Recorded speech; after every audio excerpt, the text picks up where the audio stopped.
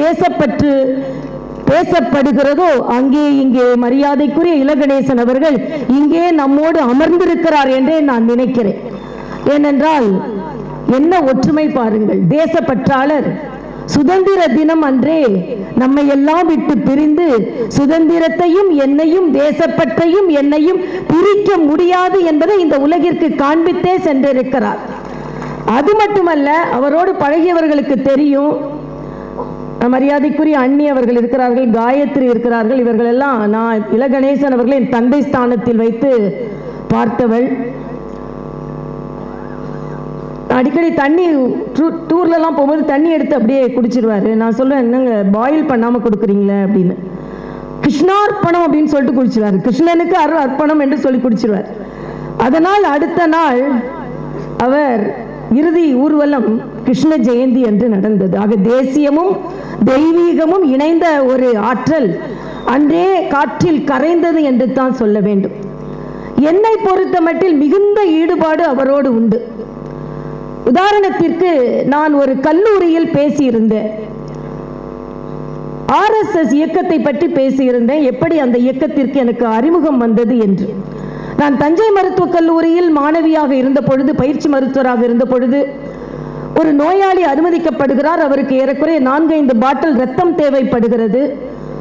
ரத்தம் தேவைப்படாது, இப்பொழுதெல்லாம் கிடைக்காது டாக்டர்னு எல்லாரும் கைவிட்டு விடுகிறார்கள். ஆனால் கடைசி வரைக்கும் முயற்சி செய்வது எனது பழக்கம். அதனால் அங்கே உள்ள வார்டுபாய் என்னிடம் சொல்கிறார், டாக்டர் நம்ம RSS அலுவலகம் திருச்சியில், அலுவலகம் பேர் எனக்கு தெரியும், நம்பர் எனக்கு தெரியும், அங்க நம்ம தொலைபேசியில் தொடர்பு கொண்டு நாம் அவங்களுக்கு ரத்தம் கேட்போம் என்று சொல்கிறார்கள். சரியாக நடு இரவு அதிகாலை 3 மணி நான் தொலைபேசியில் தொடர்பு கொள்கிறேன். அப்பெல்லாம் ட்ரங்க் கால் தான். தொலைபேசியில் தொடர்பு கொண்டு 2 மணி நேரத்தில் ஏறக்குறைய விடியற் காலையில் 4-5 சகோதரர்கள் வந்தார்கள், ரத்தம் கொடுத்தார்கள். இன்று வரை தங்கராஜ் என்ற நோயாளி அந்த ரத்தத்தினால் உயிரோடு இருக்கிறார். அதுதான் RSS இயக்கம் என்று தெரிந்து கொண்டேன். அதுவரை RSS இயக்கத்தை பற்றி அதிகமாக தெரிந்து கொள்ளாத நான் இன்று RSS இயக்கத்தை பற்றி தெரிந்து கொண்டேன் என்று ஒரு கல்லூரியில் பேசியிருந்தேன். இதை தெரிந்து கொண்ட மரியாதைக்குரிய இலகணேசன் அவர்கள் எனக்கு தொலைபேசியில், ரொம்ப ஒரு இளைய தலைவர் தான், ரொம்ப ப்ராமினன்ட் தலைவர் கூட கிடையாது, என்னை தொலைபேசியில் தொடர்பு கொண்டு ஒரு வார்த்தை சொன்னார். RSS இயக்கத்தை பற்றி நாங்கள் சொல்வதை விட ஒரு காங்கிரஸ் தலைவரின் மகள் சொன்னீர்கள் பாருங்கள், இதற்காக நான் உங்களுக்கு 1 கோடி வணக்கத்தை சொல்கிறேன் என்று சொன்னார். எவ்வளவு ஈடுபாடு பாருங்கள். அதே போல எனக்கு, நான் இன்று இங்கே நின்று கொண்டிருக்கிறேன் என்றால், நற்றாமரை தமிழகத்தில் மலர வேண்டும் என்று அரசியலில் நினைத்தார். பொற்றாமரை இலக்கியத்தில் மலர வேண்டும் என்று நினைத்து பொற்றாமரை என்ற ஒரு இலக்கிய அமைப்பை ஏற்படுத்தி தேசியத்திற்கும் தமிழுக்கும் சம்பந்தம் இல்லை என்று சொல்லிக் கொண்டிருந்தவர்கள் மத்தியில் தேசியம்தான் தமிழ், தமிழ்தான் தேசியம், அது பொற்றாமரையாக மலர்கிறது என்று பொற்றாமரை இயக்கத்தை நடத்தி அத்தனை இலக்கியவாதிகளை அழைத்து தமிழை தமிழகத்தில் பாரதிய ஜனதா கட்சியில் தேசியத்திலும் தமிழ் வளரும் என்று அறிமுகப்படுத்தியவர் மரியாதைக்குரிய இலகணேசன் அவர்கள். நேரத்தின் அருமை கருதி ஒரே ஒரு சம்பவத்தை மட்டும் நான் சொல்லிவிட்டு, நான் காங்கிரஸ் கட்சியின் தலைவராக வளர்ந்து கொண்டு இருந்தவள். எனக்கு பாரதிய ஜனதா கட்சியை பற்றி அவ்வளவு அறிமுகம் கிடையாது. ஆனால் பாரதிய ஜனதா கட்சியில் இணைய வேண்டும் என்று ஒரு விருப்பம். ஏனென்றால் 1996 எனது தந்தை குமரியில், கன்னியாகுமரியில் போட்டியிடுகிறார். அப்போது அண்ணன் பொன் ராதாகிருஷ்ணன் அவர்கள் பாரதிய ஜனதா கட்சி சார்பில் போட்டியிடுகிறார்கள். நான் காங்கிரஸ் கட்சியின் தலைவரின் மகளாக அப்பாவுக்கு உதவி செய்வதற்காக போயிருந்தேன். அப்பொழுது தொண்டர்கள் எல்லாம் எவ்வளவு தலையில் காவி கொடியை கட்டிவிட்டு சுறுசுறுப்பாக வேலை செய்வார்கள். ஒரு நாள் எங்க அப்பாட்ட சொன்னேன், பாஜக தொண்டர்கள்லாம் எவ்வளவு நல்லா வேலை செஞ்சேன்னு எங்க அப்பா ஒரு முறைச்சாங்க. முறைச்சதே பார்த்து பயந்துட்டேன். ஐயோ, சொல்லும் போதே முறைக்கிறாரு, இப்ப நம்ம அந்த கட்சியில சேரணும்னு நினைச்சா எப்படி முறைப்பாருன்னு சொல்லி ஒரு வாட்டி சொல்லி பார்த்தேன். எங்க அப்பா ரொம்ப கோபமா என்னை பார்த்தார்கள். பாரதிய ஜனதா கட்சியில் இணைய வேண்டும். எல்ஜி அவர்களின் பேச்சை நான் தொலைக்காட்சியில் பார்த்து கொண்டிருப்பேன். பாரதிய ஜனதா கட்சியில் இணைய வேண்டும் என்று மனது சொல்கிறது. ஆனால் எனக்கு வழி தெரியவில்லை, என்ன செய்வது என்று. KK நகரில் ஒரு விநாயகர் கோயில் இருக்கிறது, அங்கேதான் எனக்கு கிளினிக் இருந்தது. அந்த கோயிலில் போய் எப்பவுமே கும்பிடுவேன். கமலாலயத்திற்கு முதலில் வர வேண்டும். எப்படியாவது நான் பாரதிய ஜனதா கட்சியில் இணைய வேண்டும் என்று அந்த கோயிலில் நான் கும்பிட்டு கொண்டிருக்கிறேன். அசரீரி மாதிரி நான் கும்பிட்டு கொண்டிருக்கிறேன். அப்போ அந்த சாமிகள், பூசாரி சாமி ஒருத்தர் சொல்றாரு, தைரியமா போங்க, அந்த கணேசன் பார்த்துக்குவார் அப்படின்னு. அந்த விநாயகர் கணேசனை பார்த்து சொல்கிறார், இளகணேசனை பார்த்து கொள்வார் என்று இறைவன் என்னை சொன்னதாக நான் ஏற்றுக்கொண்டு நேராக கமலாலயம் வந்தேன். அன்றிலிருந்து பாரதிய ஜனதா கட்சியின் தொண்டனாக நான் என்னை இணைத்துக் கொண்டேன். ஆக எப்பொழுதுமே இளகணேசன் அவர்கள் எங்களுக்கு வழிகாட்டி கொண்டிருந்தார்கள். ஒன்றே ஒன்றை மட்டும் நான் சொல்லி நிறைவு செய்கிறேன். அவரின் பேச்சாற்றலை பற்றி எல்லோரும் சொன்னாங்க. அவரின் சிரிப்பலைகளில் உருவாக்குவதில் அவர் மிக மிக விற்பனர். ஒரு நாள் நான் அவங்க வீட்டுக்கு போயிருந்தேன். அண்ணி காயத்ரி, மரியாதைக்குரிய அண்ணன், மறைந்து அவரது அண்ணன், எல்லாரும் என்று ரொம்ப அன்பா பழகுவாங்க. நான் போன உடனே எதற்கு அவரை எல்லா இடத்துலையும் ஒரு சிரிப்பலைகளை உருவாக்குவார்ன்றதுக்காக மோர் கொண்டு கொடுத்தாங்க. நான் சொன்னேன், மோர் வேண்டாம், தண்ணி போதும் அப்படின்னு. ரெண்டும் ஒன்று தான், குடிமா அப்படின்னார். ஆக அது மாதிரி ரொம்ப எல்லா இடத்துலையுமே ஒரு வாட்டி நான் பேசி கொண்டிருக்கும் போது சொல்லின் அவசரமாக நான் போக வேண்டியிருக்கு, அதனால் என்னையும் சொல்லின் செல்வன்னு சொல்லலாம், சொல்லி கொண்டிருப்போதே நான் செல்பவராக இருப்பதால் என்று சொல்லி, எல்லாவற்றிற்கும் மேலாக அவரை பற்றி சொல்ல வேண்டும் என்றால், அவர் ஒரு தலைவர் மட்டுமல்ல, தலைவர்களுக்கு தலைவரை உருவாக்கிய தலைவர் மரியாதைக்குரிய எல்ஜி அவர்கள். ராமனுக்கு லக்ஷ்மணன் எப்படி இந்த பாரத தேசத்தை ஆள்வதற்கு உதவி செய்தாரோ அதே போல லக்ஷ்மண் தலைவராக இருக்க வேண்டும் என்று அவர் பணித்தார். அடுத்து இந்த தமிழகத்திற்கு கிருபை தேவையாக இருக்கிறது என்று கிருபாநிதியை தலைவராக்கினார். அடுத்து நல்லது, இந்த தமிழகத்திற்கு பாஜக வளராதா என்று எல்லோரும் ஏங்கிக் கொண்டிருந்த பொழுது ராதாகிருஷ்ணனை தலைவராக்கினார். ஒரு ராதாகிருஷ்ணன் போதாது, இன்னொரு ராதாகிருஷ்ணன் பலம் பொருந்தியதாக பாஜக வளர வேண்டும் என்று இன்னொரு ராதாகிருஷ்ணனையும் தலைவராக்கினார். தமிழோடு இசையும் தமிழகத்தில் பரவ வேண்டும் என்று தமிழிசையையும் தலைவராக்கினார். ஆக தமிழகத்தில் ஆன்மீகம் வளர வேண்டும் என்று முருகனை தலைவராக்கினார். தமிழகத்தில் பாஜகவை எல்லோரும் அண்ணாந்து பார்க்க வேண்டும் என்று அண்ணாமலையையும் தலைவராக்கினார். ஆக இன்று நரேந்திரன், மத்தியில் உள்ள நரேந்திரனின் வழியை இங்கே நாகேந்திரன் வெற்றிகரமாக எடுத்து செல்ல வேண்டும் என்று விண்ணிலிருந்து நயினார் நாகேந்திரன் அவர்களையும் அவர் ஆசீர்வதித்துக் கொண்டிருக்கிறார். ஆக எல்லாவற்றிற்கும் மேலாக ஒரு நேசனாக இங்கே மறைந்தார் என்று நான் நினைக்கவில்லை, நம்மோடு நிறைந்தார் எல்ஜி என்று சொல்லி உங்கள் அனைவருக்கும், குறிப்பாக இங்கே எல்லோரும் சொன்னதைப் போல அவருக்கு பக்கபலமாக இருந்த அவரது குடும்பத்தை சார்ந்த அனைவருக்கும் எனது வணக்கத்தை தெரிவித்து, இல கணேசன் அவர்கள், சகோதரி வானதி சொல்லியதைப் போல பெண்களுக்கு அதிக அதிகாரமும் அங்கீகாரமும் கொடுத்தவர். அதனால்தான் எங்களை போன்றவர்களெல்லாம் இங்கே முன்வரிசையில் அமர முடிகிறது என்று சொல்லி நல்லதை எங்களுக்கு எடுத்து சொன்னார். அவர் வழியில் வாழ்வதும் அவர் வளர்த்த கட்சியை பலப்படுத்துவதுமே எங்களது கடமை என்று அவரிடம் உறுதி பூண்டு இங்கிருந்து விடைபெறுகிறேன். நன்றி, வணக்கம்.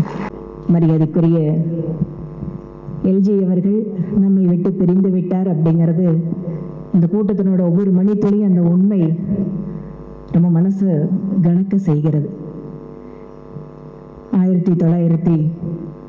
1990 அவரோடு பழகுவதற்கு, பார்ப்பதற்கு, அவருடைய உரையை கேட்பதற்கு என்று ஒரு நீண்ட பயணம் எங்களில் பல பேருக்கு வாய்த்தது போல எனக்கும் வாய்த்திருந்தது. RSSலே முழு நேரமாக பிரச்சாரக்காக தன்னுடைய வாழ்க்கையை துவக்கிய அவர் 90களுக்கு பின்பாக பாரதிய ஜனதா கட்சிக்கு அனுப்பப்பட்டார். RSS பிரச்சாரங்களுக்கு எந்த அமைப்பில் எந்த நேரத்தில் வேலை செய்யணும் அப்படின்னு சொல்லி அமைப்பு சொல்லுதோ மறுபேச்சு பேசாம அந்த அமைப்போடு அவங்க கலந்துடணும். அந்த வகையில் அரசியலுக்காக தமிழகத்தை RSS அமைப்பினால் அனுப்பப்பட்டவர் நம்முடைய எல்ஜி அவர்கள். 91 அகில பாரதிய வித்யார்த்தி பரிஷத்தினுடைய மாநில பொறுப்பு வகிக்கின்ற பொழுது அப்போது பாரதிய ஜனதா கட்சியினுடைய தேசிய செயற்குழு கூட்டம் சென்னையில், மரியாதைக்குரிய முன்னாள் துணை பிரதமர் திரு LK அத்வானி அவர்கள் உள்ளிட்ட மூத்த தலைவர்களை எல்லாம் அப்போது நேரில் பார்க்கின்ற சந்தர்ப்பம். அன்றிலிருந்து எத்தனையோ நினைவுகள். எனக்கு பக்கத்துல பொதுச் செயலாளர் அண்ணன் சீனிவாசன் அவர்கள் சொன்னாங்க, உங்ககிட்ட எல்லாம் பேச சொன்னா நாள் முழுக்க பேசலாம். உண்மைதாங்க. ஆயிரக்கணக்கான நிகழ்வுகள். எதை சொல்வது, எதை விடுவது? இதுல ரெண்டு விஷயம் மட்டும் நம்ம எல்லாரும் அவர்கிட்ட இருந்து கத்துக்க வேண்டியது. கட்டமைப்பை, ஒரு கட்சியினுடைய அடிப்படை கட்டமைப்பை உருவாக்கி கொடுத்தவர் தமிழக பாரதிய ஜனதா கட்சிக்கு திரு இலா கணேசன் அவர்கள் தான். ஒரு மாநிலத்துல, மாவட்டத்துல, மண்டல அளவுல ஒரு கோர் கமிட்டி எப்படி இருக்கணும், நிர்வாகிகள் எப்படி இருக்கணும், அதற்கு பின்பாக காரியகர்த்தா நிர்மான்னு சொல்லுவோம். ஒரு காரியகர்த்தரை எப்படி உருவாக்கி கட்சிக்குள்ள கொண்டு வருவது என்று பல்வேறு நிலைகளில், அதாவது நான் அவர்கிட்ட விளையாட்டுக்கு சொல்லுவோம், நீங்க அமைப்பு ரீதியா பார்க்கிற அமைப்பு செயலாளரா இல்ல அரசியல்வாதியான், இந்த இரண்டும் கலந்த அற்புதமான கலவைதான் திரு இலா கணேசன் ஐயா அவர்கள். கட்சியினுடைய அமைப்பு கட்டமைப்பையும் சீரமைத்து அதை வலுப்படுத்துகின்ற உற்சாகம், அந்த கடமை உணர்வு. இன்னொரு பக்கம் தமிழகத்தில் பாரதிய ஜனதா கட்சியை வளர்த்தாக வேண்டிய அந்த பொறுப்பு. இந்த இரண்டு பணிகளையும் எந்த இடத்துலையும் ஒன்று குறையும் குறைச்சல்னு சொல்ல முடியாது, அதிகம்னு சொல்ல முடியாது. மிக பக்குவமாக அழகாக கையாண்டு இன்று தமிழகத்தில் பாரதிய ஜனதா கட்சிக்கு ஒரு முகம் இருக்கிறது என்றால் அதற்கு தன்னுடைய வாழ்க்கையை முழுமையாக அர்ப்பணித்தவர் திரு இலா கணேசன் ஐயா அவர். இரண்டாவது, பெண்களுக்கு கொடுக்கின்ற முக்கியத்துவம். ஏனென்றால் அப்போது அதிகமா பெண்கள் வர்றது, அரசியல்னாவே பெண்கள் வர்றது ரொம்ப குறைச்சல். ஆனா நானோ அல்லது இன்னும் டாக்டர் தமிழிசை அவர்களோ இவங்களெல்லாம் முக்கியமான கூட்டத்தில் இருக்கும்போது எங்கே பெண்களுக்கு வாய்ப்பு என்று தேடி தேடி பார்த்து கொடுப்பார். நான் விளையாட்டுக்கு சொல்லுவேன், நாங்க பாரதியாரை பார்க்கறதுக்கு எங்களுக்கு வாய்ப்பு கிடைக்கல, இப்ப உங்க ரூபத்துல பாக்குறோம் அப்படின்னு சொல்லுவேன்.